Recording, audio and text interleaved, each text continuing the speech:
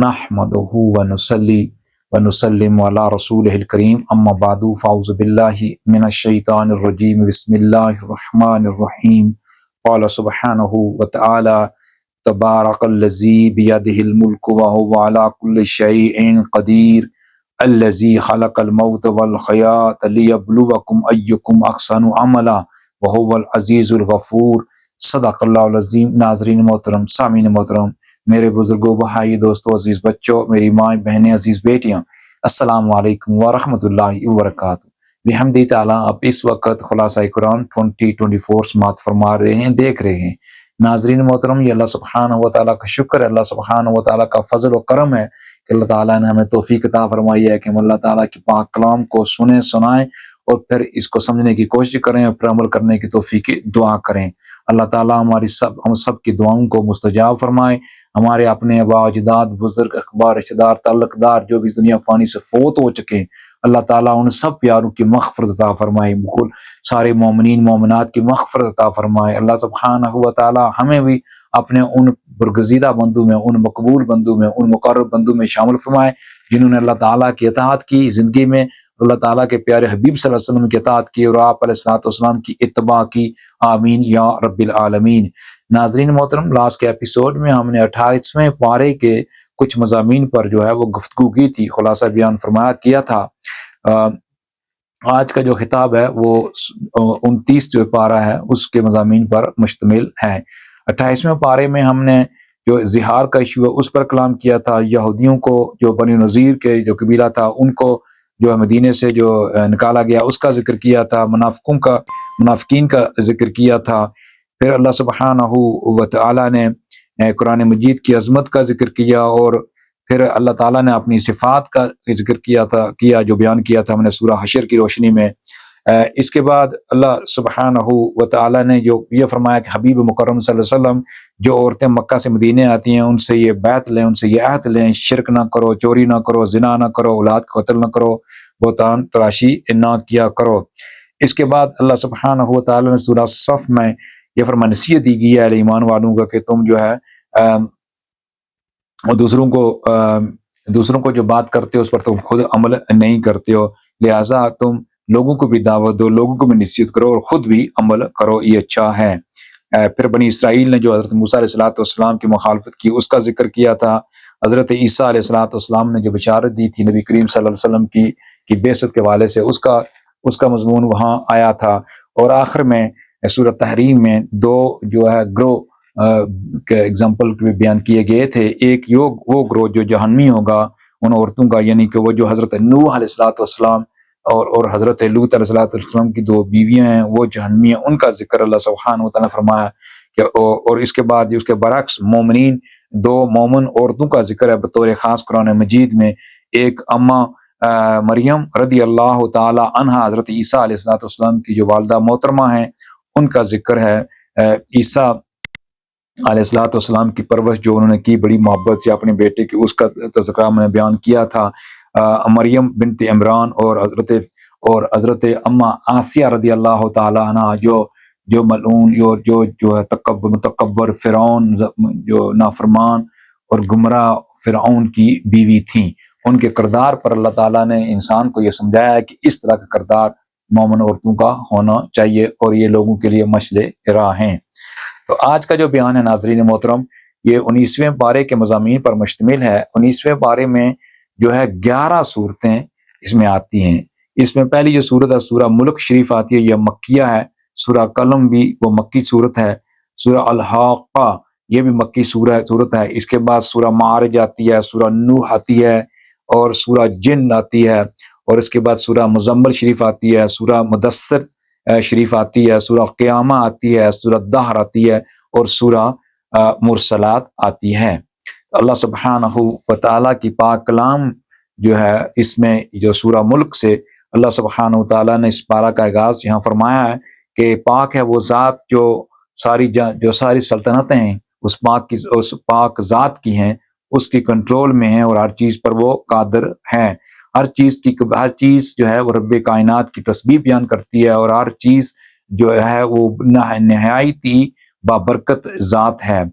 اور اس کی ساری کائنات میں بادشاہت ہے، سلطنت ہے۔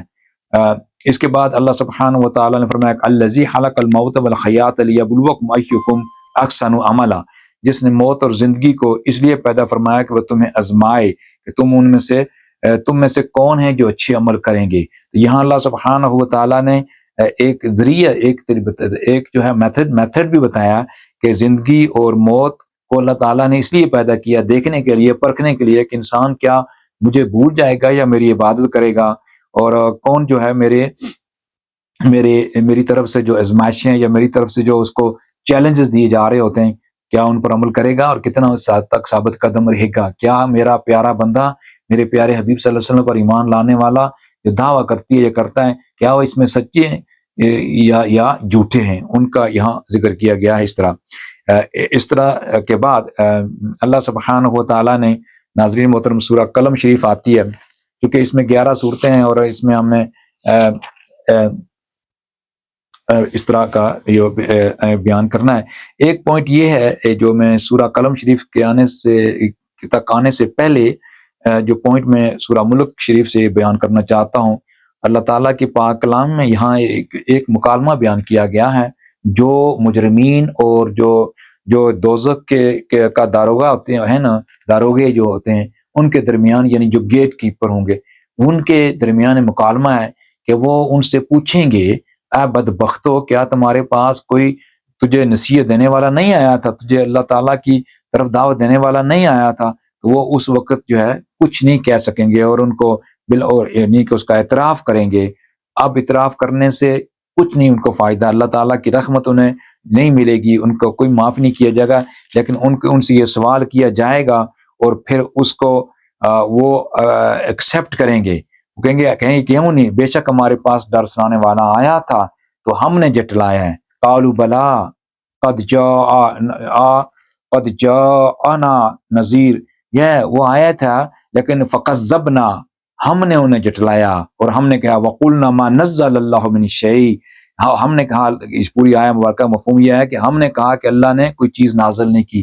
اب وہ اعتراف کریں گے مجرمین، جو منکرین توحید، منکرین رسالت، اس وقت جو ہے وہ اس وقت جھوٹ نہیں بول سکیں گے۔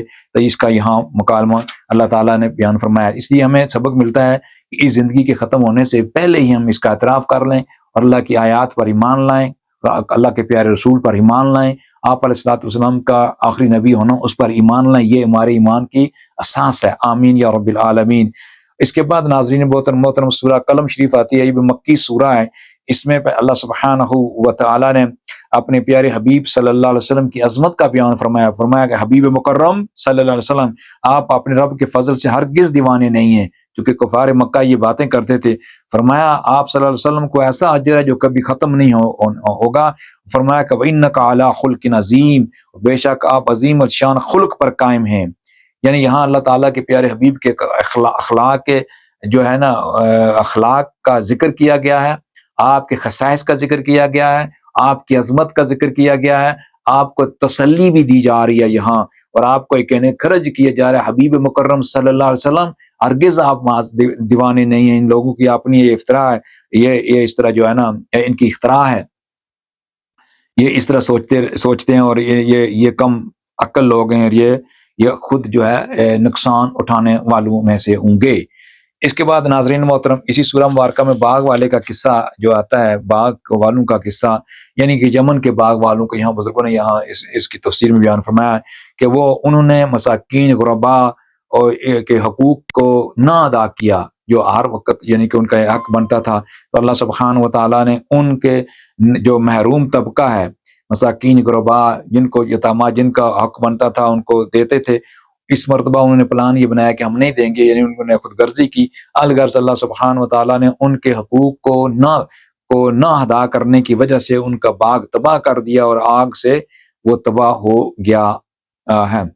تو یہاں اللہ تعالیٰ نے اس کا ذکر کیا ہے، لہٰذا ہمیں یہ سبق ملتا ہے کہ اللہ تعالیٰ کی جو نعمت دی گئی ہے، آپ کے پاس دولت ہے، جو کچھ بھی ہے، آپ اس میں سے غربا کو بھی دیں، ان کا حصہ ہے، محروم طبقے کا ہماری دولت میں، ہماری کمائی میں، ہمارے وسائل میں محروم طبقے کا حصہ ہوتا ہے۔ یہ اللہ تعالیٰ کا حکم ہے، اللہ تعالیٰ نے ہم کو آزمائش میں ڈالا ہوتا ہے. جس کے پاس پیسے ہیں یا اس کے پاس اچھا ہے، سب کچھ ہے، تو اس کے ساتھ جو پڑوسی جو ہے وہ اس سے محروم ہے، تو اس پر فرض بنتا ہے کہ اس کی مدد کرے.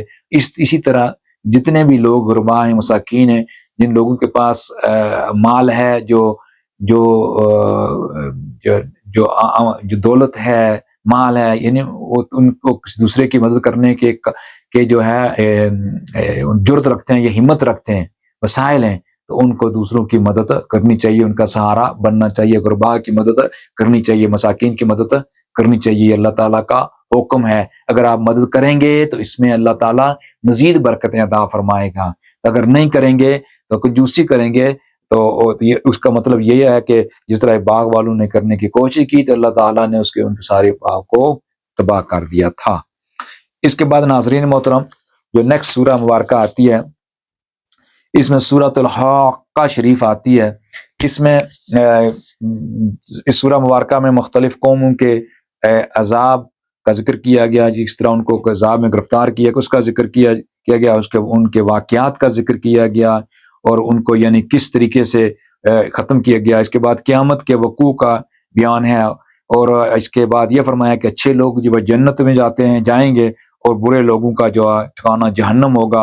اور یہاں اسی جگہ پر اللہ تعالیٰ نے جو لوگ دوزخ میں جائیں گے ان کو دوزخ میں جانے کی جو وجوہات ہیں جن کی وجہ سے وہ جو جہنم میں جائیں گے ان کا بھی ذکر کیا گیا ہے. اس کے بعد فرمایا قرآن مجید جو ہے نصیحت ہے پرہیزگاروں کے لیے، اور یعنی کہ پرہیزگاروں کے لیے یہاں فرمایا کہ اس سے لوگوں کو چاہیے کہ وہ پرہیزگار بنیں. پرہیزگاروں کے لیے نصیحت اس لیے کہ پرہیزگار جو ہے وہ نصیحت لیتے ہیں، وہ محبت سے سمجھنے کی کوشش کرتے ہیں اور مطالعہ کرتے ہیں اور اس پر عمل کرنے کی توفیق کی دعا کرتے ہیں. ایسے ہی لوگ جب دیکھتے ہیں قرآن مجید کو ایسی ایک نارمل بک، تو ان کو سمجھنا نہیں وہ نہیں اس کو سمجھنا چاہتے، اس میں جو بیان ہے اس سے بھی اپنا میسج نہیں لینا چاہتے، تو ان کو تو نہیں فائدہ پہنچا سکتے. ان کے لیے کہ ایسے لوگوں کے لیے تو کوئی معنی نہیں رکھے گی. معنی اس کے لیے رکھے گی جو اس پر محنت کرے گا، وہ دیکھے گا، سوچے گا. یہ دس از اے ورڈ، اللہ تعالیٰ کی پاک کلام ہے. یہ اللہ تعالیٰ کی پاک کلام مجھے کیا کہہ رہی ہے، اس کتاب پر غور کرے گا. کتاب کے احکامات، کتاب کی جو نصیحتیں ہیں، جو اللہ تعالیٰ نے فرمایا میری نشانیوں پر غور کرو، جب وہ غور کرے گا یا کرے گی تب اس کو نصیحت ملے گی. اگر پر غور نہیں کریں گے، اسی طرح نکل جائیں گے ایک سپرفیشل طریقے سے، اس کو اہمیت نہیں دیں گے، تو پھر ان پر اثر نہیں ہو سکتا. اسی لیے قرآن مجید کا ادب انتہائی ضروری ہے. ادب، احترام، محبت سے اللہ تعالیٰ کی پاک کلام کا مطالعہ کریں گے تو قرآن نور ہے اور آپ کے اندر میں بھی نور سرایت کر جائے گا. اس کے بعد ناظرین محترم سورہ معارج شریف آتی ہے، جس میں یہ فرمایا گیا قیامت کیسے جو ہے واقع ہوگی، اس کی تفصیل ہے. یعنی آسمان جو ہے وہ پگھلتے ہوئے تانبے کی طرح ہو جائے گا، اور جو پہاڑ ہیں واؤں کی طرح ہو جائیں گے. اس کے بعد اللہ سبحانہ و تعالیٰ نے انسانوں کی بعض صفات کا ذکر کیا ہے. اس کے بعد جو جنتی لوگ ہیں ان کے اوصاف کا ذکر کیا گیا ہے. اس سورہ معارج شریف میں لوگوں کو بتایا گیا ہے کہ جنت میں جو جائیں گے ان کے کیا کردار ہیں اور کیا اخلاق ہیں. اس کے بعد ناظرین محترم اسی طرح سورہ نوح شریف آتی ہے.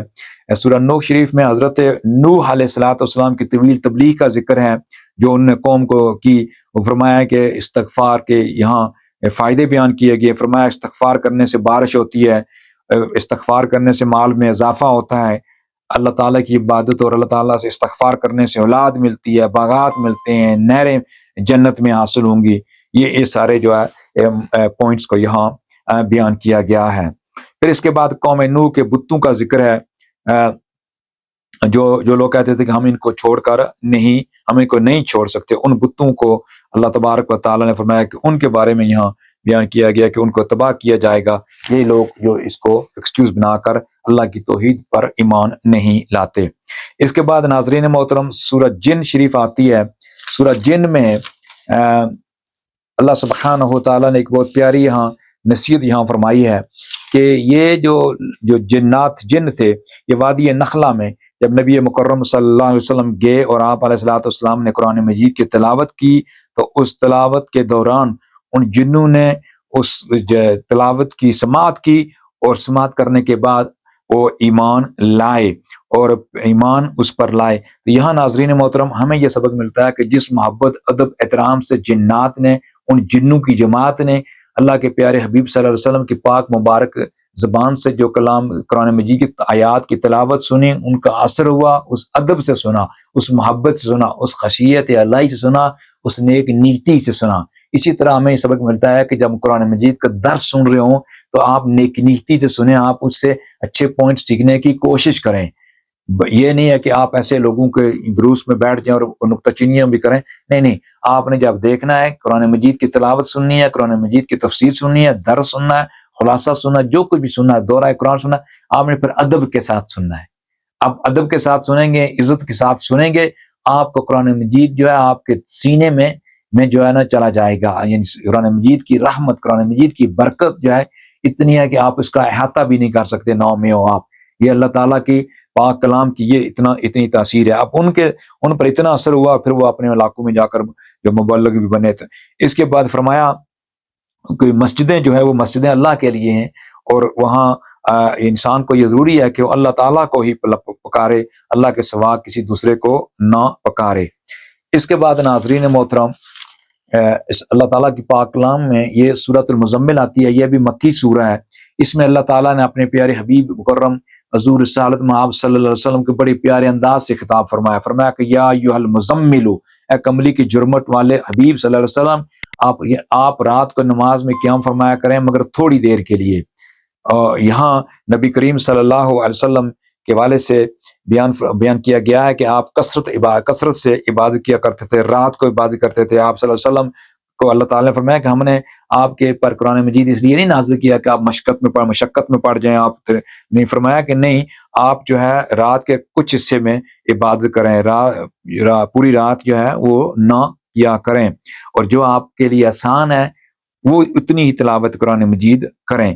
اس کے بعد اسی سورہ میں نماز کا حکم ہے، زکوٰۃ کا، قرض حسنہ کا حکم دیا گیا ہے۔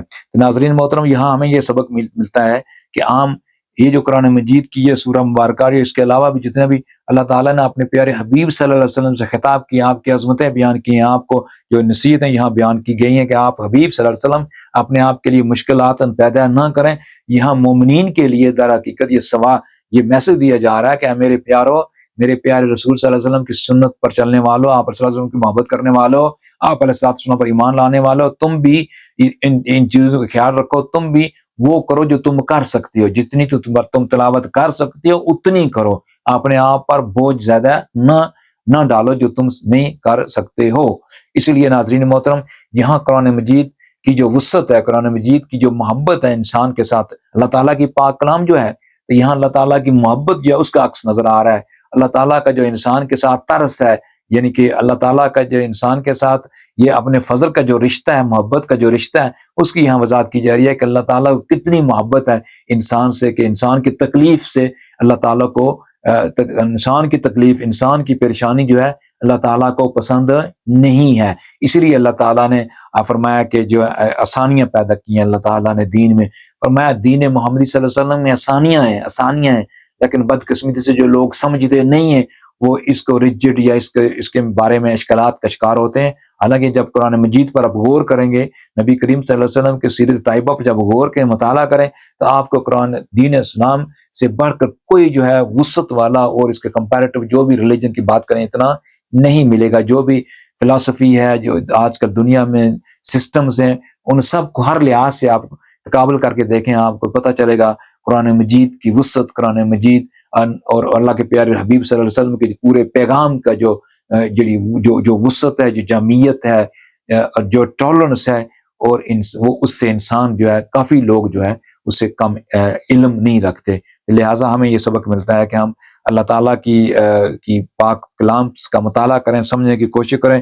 پھر اللہ سبحانہ و تعالیٰ نے یہاں فرمایا کہ وَاذْكُرِ اسْمَ رَبِّكَ وَتَبَتَّلْ إِلَيْهِ تَبْتِيلًا، اے حبیب مکرم صلی اللہ علیہ وسلم رب کے نام کا ذکر کرتے رہیں، آپ صلی اللہ علیہ وسلم حسب معمول اس کو کرتے رہیں، اور اپنے قلب و باطن میں ہر ایک سے ٹوٹ کر اسی کے ہو رہے ہیں۔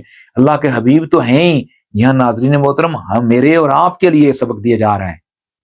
اللہ کا پیارا حبیب تو رحمت للعالمین ہے، حضور رسالت مآب صلی اللہ علیہ وسلم کا تو مقام عظمت ہم تو اس کو کوانٹیفائی نہیں کر سکتے یہاں اللہ تعالیٰ نے انسانوں کے لیے بالعموم اور بطور خاص مومنین کے لیے خطاب کیا جا رہا ہے کہ تم حسب معمول اللہ کا ذکر کرتے رہو کرتے رہو۔ فرمایا کہ وصبر، پھر فرمایا کہ آپ ان باتوں پر صبر کریں جو کچھ وہ کفار کہتے ہیں، اور نہایت خوبصورتی کے ساتھ ان سے کنارہ کش ہو جائیں۔ یہاں بھی ہمیں سبق ملتا ہے کہ جب لوگ آپ خوبصورتی سے یعنی کہ صبر کریں، جب کوئی لوگ آپ کو تان کرتے ہیں، کوئی باتیں کرتے ہیں جو دین کے حوالے سے، جب آپ دین کی دعوت دے رہے ہوتے ہیں، لوگ کئی باتیں کہہ جاتے ہیں، لوگ زبان سے نکال دیتے ہیں، اس لیے ہمیں احتیاط کرنے جو ہے اوائڈ کرنا چاہیے اور صبر کرنا چاہیے۔ پھر فرمایا کہ تم ایسے حالات میں جب لوگ باتیں کر رہے ہوں یا مذاق اڑا رہے ہوں، جو بھی باتیں کر رہے ہوں، تو ان سے تم کنارہ کشی اختیار کیا کرو، یہ تمہارے لیے بہتر ہے۔ اے ایمان والو، اسے سبق سکو، یہ میرے پیارے حبیب صلی اللہ علیہ وسلم کی سیرت ہے، اس پر عمل کرنے کی کوشش کیا کرو۔ اس کے بعد ناظرین محترم، اگلا جو پوائنٹ ہے وہ سورہ مدثر شریف میں آتا ہے۔ اس میں اللہ سبحانہ و تعالیٰ نے اپنے پیارے حبیب صلی اللہ علیہ وسلم کو اگین ٹائٹل کے ساتھ فرمایا کہ یا ایھا المدثر، اے چادر اوڑھنے والے حبیب صلی اللہ علیہ وسلم، اٹھیں اور لوگوں کو اللہ کا ڈر سنائیں۔ یہاں اللہ تعالیٰ نے اپنے پیارے حبیب صلی اللہ علیہ وسلم کو تبلیغ کے لیے اٹھنے کا حکم فرمایا کہ اٹھ کھڑے ہوں اور رب کی کبریائی بیان کریں، رب کی بڑائی بیان کریں، رب کی عظمت بیان کریں، اے میرے حبیب صلی اللہ علیہ وسلم۔ اور آگے آپ صلی اللہ علیہ وسلم کی پیروی کا جو انکار کرنے والے، ان کا انجام یہاں بیان کیا گیا ہے کہ ان کو جہنم کا یعنی ایندھن ملے گا۔ اور اس کے بعد جو جنتیوں اور جہنمیوں کا مکالمہ ہے، اس کو یہاں بیان کیا گیا ہے، اور جہنم میں داخل ہونے کی جو وجوہات ہیں اس کا ذکر کیا ہے۔ مثال کے طور پر جو جہنم میں جائیں گے، ان کی ایک وجہ یہ ہے کہ وہ نماز نہیں پڑھتے ہوں گے، دوسرا یہ کہ مسکین کو کھانا نہیں کھلاتے تھے، اور فضول گوئیاں کرتے تھے، فضول باتیں کیا کرتے تھے، قیامت کو جٹلایا کرتے تھے۔ یہ سب جو ہے نا وجوہات ہیں جن کی بنا پر لوگ جہنم میں پھینکے جائیں گے، وہ اس سورہ مبارکہ میں بیان کیا گیا ہے۔ اس کے بعد ناظرین محترم، جو اگلی صورت ہے سورۃ القیامہ ہے، اس میں قیامت کے دن جو ہے اس کو قیامت کے دن گناہوں پر ملامت کرنے والے نفس کی قسم اللہ تعالیٰ نے اٹھائی ہے۔ لا اقسم بیوم القیامہ، میں قسم کھاتا ہوں روز قیامت کی، اور میں قسم کھاتا ہوں برائیوں پر ملامت کرنے والے نفس کی۔ ولا اقسم بالنفس اللوامہ، کو جو ملامت کرنے والا نفس ہے، یعنی جو گناہ کرتا ہے پھر ملامت کرتا ہے، شرمندگی محسوس کرتا ہے، تو اللہ سبحانہ و تعالیٰ نے اس طرح یہ یہاں بیان فرمایا ہے۔ تو پھر اس کے بعد فرمایا کہ انسان کیا سمجھتا ہے کہ ہم اس کو دوبارہ گٹھا نہیں کر سکتے، یعنی اس کے جو جوڑ ہیں، اس کی جو ہڈیاں ہیں، وہ کہتا ہے کہ ہمیں کس طرح اللہ تعالیٰ دوبارہ گٹھا کر سکے گا، ایک بنا سکے۔ فرمایا کہ جس رب کائنات نے پہلے تمہیں پیدا کیا ہے، اس شکل دی ہے، سب کچھ بنایا ہے، وہی دوبارہ بھی تمہاری ہڈیاں بھی جوڑ سکتا ہے اور تمہیں دوبارہ اسی شکل میں پیدا کر سکتا ہے، بنائے گا۔ اس کے بعد ناظرین محترم، اللہ سبحانہ و تعالیٰ نے قیامت کے دن انسان پر جو اٹھنے والے احوال ہیں ان کا بیان کیا گیا ہے، کہ ان کی تکلیفوں کا ذکر کیا گیا ہے۔ جو لوگ گناہ گار ہیں ان کی کیا تکلیفیں ہوں گی، ان کا جن سے ان کو نکلنا پڑے گا، اس کا ذکر فرمایا ہے۔ پھر آگے رب تعالیٰ نے فرمایا قرآن مجید کو آہستہ غور سے پڑھنے اور تفکر کریں۔ آپ صلی اللہ علیہ وسلم سے فرمایا گویا کہ ہم کو یہ سبق دیا جا رہا ہے کہ تم تفکر غور سے جو ہے نا قرآن مجید کی آیات پاک کا مطالعہ کرو اور اس کو سمجھنے کی کوشش کیا کرو۔ اور قرآن مجید جو ہے عربی زبان میں نازل کیا گیا ہے۔ اور اس کے بعد ناظرین محترم سورۃ الدہر شریف آتی ہے، یہ مدنی صورت ہے۔ اس میں اللہ سبحانہ و تعالیٰ نے فرمایا کہ انسان پر عدم سے وجود پہنچ، یعنی کہ انسان کا ایک عدم بھی تھا، یعنی اس وجود سے پہلے انسان جو ہے کہیں اور جگہ تھا، اب وہ انسان بنا اور پھر فرمایا کہ اس دنیا سے بھی چلا جائے گا۔ اور بے شک انسان پر زمانے کا ایک ایسا وقت بھی گزر چکا ہے کہ وہ قابل ذکر چیز ہی نہ تھا۔ پھر آگے انسان کی جو تخلیق ہے، یعنی اس کو مخلوط نطفہ سے پیدا فرمایا، یعنی کہ مکسچر جو ہے میل فیمیل کا مکسچر، اس سے وہ اس کی آغاز ہوتا ہے، پھر اس کی تربیت جو ہے ڈیولپمنٹ، اس کا ذکر اللہ تعالیٰ نے یہاں فرمایا ہے۔ اس کے بعد اللہ تعالیٰ نے فرمایا کہ حبیب مکرم صلی اللہ علیہ وسلم کہ صبر کی تلقین کی ہے آپ صلی اللہ علیہ وسلم کو، لہٰذا مومنین کو صبر کی تلقین کی گئی ہے۔ پھر اللہ تعالیٰ نے یہاں حکم دیا ہے کہ صبح و شام رب کا ذکر کیا کریں اور آپ اسی میں ذکر و فکر میں مشغول رہا کریں، یعنی کہ اللہ کو یاد کرنے میں اپنی زندگی اپنا ٹائم گزارا کریں۔ اس لیے ہمیں یہ سبق ملتا ہے کہ ہم جتنا بھی کثرت سے ذکر کر سکتے ہیں اللہ اور اللہ کے رسول صلی اللہ علیہ وسلم پر ذکر، اللہ کی کبریائی اور رسول آپ صلی اللہ علیہ وسلم پر درود و سلام بیچتے رہا کریں۔ اس کے بعد سورۃ المرسلات شریف آتی ہے، یہ مکی سورہ ہے، اس میں قیامت کا بھی بیان ہے اور اس کا پوری تفصیلات اس میں آتی ہیں۔ اسی مثلا اسے فرمایا کہ آسمان کا جو آسمان کا ذکر ہے، پہاڑوں کا ذکر ہے یہاں، اور پھر فرمایا کہ انسان کی پیدائش کا یہاں اس کا ذکر ہے، ستاروں کے کیا حالات ہوں گے قیامت کے دن اس کا ذکر ہے۔ پھر اللہ تعالیٰ نے فرمایا کہ انسان کی پیدائش، زمین کا بنانا، پہاڑوں کا بنانا، یہ سارے جو ہے پوائنٹس یہاں اللہ سبحانہ و تعالیٰ نے سورہ مبارکہ میں بیان فرمائے ہیں۔ اور پھر فرمایا کہ جو لوگ مشرک ہیں، جن لوگوں نے توحید باری تعالیٰ کا انکار کیا، ان کا قیامت کے دن وہ بول نہیں سکیں گے، وہ مجرمین کو اپنے کیے کا حساب جو ہے وہ دینا پڑے گا۔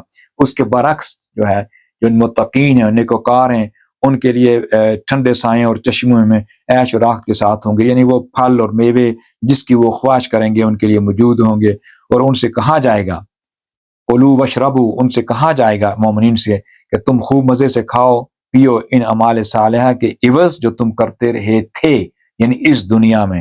ناظرین محترم، ہمیں یہاں یہ بھی سبق ملتا ہے سورہ مرسلات کے آخری حصے میں، جو اللہ تعالیٰ نے ایک تقابل بیان فرمایا ہے کہ مجرمین کے ساتھ کیا ہوگا اور جو نیکوکار ہیں ان کا کیا اجر، ان کو کیا ملے گا۔ فرمایا کہ بڑی خرابی ہے ان کے لیے جنہوں نے میری آیات کو جھٹلایا، میرے پیارے نبیوں کو جھٹلایا اور میرے پیارے رسول حضور صاحب صلی اللہ علیہ وآلہ وسلم۔ فرمایا کہ وائل یومئذ للمکذبین، اس دن جھٹلانے والوں کے لیے بڑی خرابی ہے۔ ناظرین محترم، ہمارے پروگرام کا وقت جو اختتام کو پہنچتا ہے، ابھی اسی پر اتفاق کرتے ہوئے آپ سے اجازت چاہتے ہیں۔ اللہ سبحانہ و تعالی ہماری اس چھوٹی سی کوشش کو قبول فرمائے۔ اگر دوران گفتگو کوئی زبان سے کوئی لفظ نکل گیا ہو، اللہ تعالیٰ جو صحیح نہیں ہے، اللہ تعالیٰ اس کو ہمیں معاف فرمائے۔ اور اپنی پوری کوشش کے ساتھ ہم نے کوشش کی ہے کہ آپ کی خدمت عالیہ میں کچھ نکات جو ہیں ایچ پارے سے پیش کریں۔ اللہ تعالیٰ ہم کس حد تک کامیاب ہوئے ہیں یہ آپ سننے والوں کا جو ہے وہی جج ہیں۔ ہم نے اپنی طرف سے پوری کوشش کی۔ اب انشاءاللہ ایک پارہ رہتا ہے، آج جو ہے خطاب 29 پارے کے کچھ مضامین پر مشتمل تھا جو اختتام کو پہنچتا ہے۔ اب ایک پارہ رہتا ہے انشاءاللہ عزیز، پھر اس کے بعد ہمارا جو ہے خلاصہ قرآن 2024 جو وہ اس کا اختتام ہوگا۔ وآخر دعوانا ان الحمد للہ رب العالمین۔ السلام علیکم ورحمۃ اللہ وبرکاتہ۔